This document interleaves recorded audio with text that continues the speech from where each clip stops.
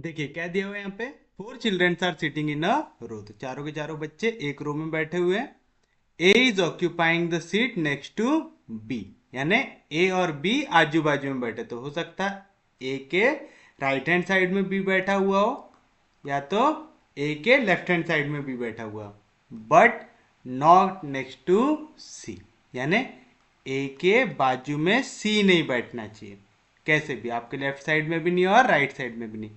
If C is not sitting next to D, C और D भी आजू बाजू में बैठे हुए नहीं है, तो आपको बताना who is sitting adjacent to D. अब हम किस तरीके से ले सकते हैं कि अगर हम पहला सिनेरियो ले कि ए सबसे कोने में बैठा हुआ है, क्या बोल रहा है, ए बी आजू बाजू में बैठे हैं, सी जो है वो ए के बाजू में नहीं है, तो हो सकता है कि वो किसके बाजू में हो, बी के बाजू में हो सकता है ऐसा। उसके बाद क्या बोल रहा है, सी और डी आजू बाजू में नहीं है ना। तो सी और डी आजू बाजू में नहीं है, तो पक्के में सी के बाद डी नहीं आ सकता, तो किसके बाद आ सकता है, ए के बाद आ सकता है।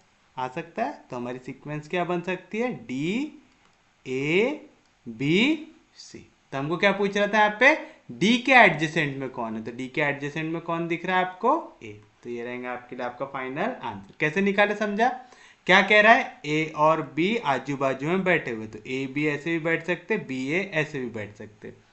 क्या कह रहा है, ए और सी आजू बाजू में नहीं बैठ सकते, है ना, और सी और डी आजू बाजू में नहीं बैठ सकते। तो सी ए के बाजू में भी बैठ नहीं सकता, सी डी के बाजू में भी नहीं बैठ सकता, तो सी किसके बाजू में बैठ सकता है, जो बचा हुआ है। कौन बचा हुआ है हमारे पास, बी बचा हुआ है।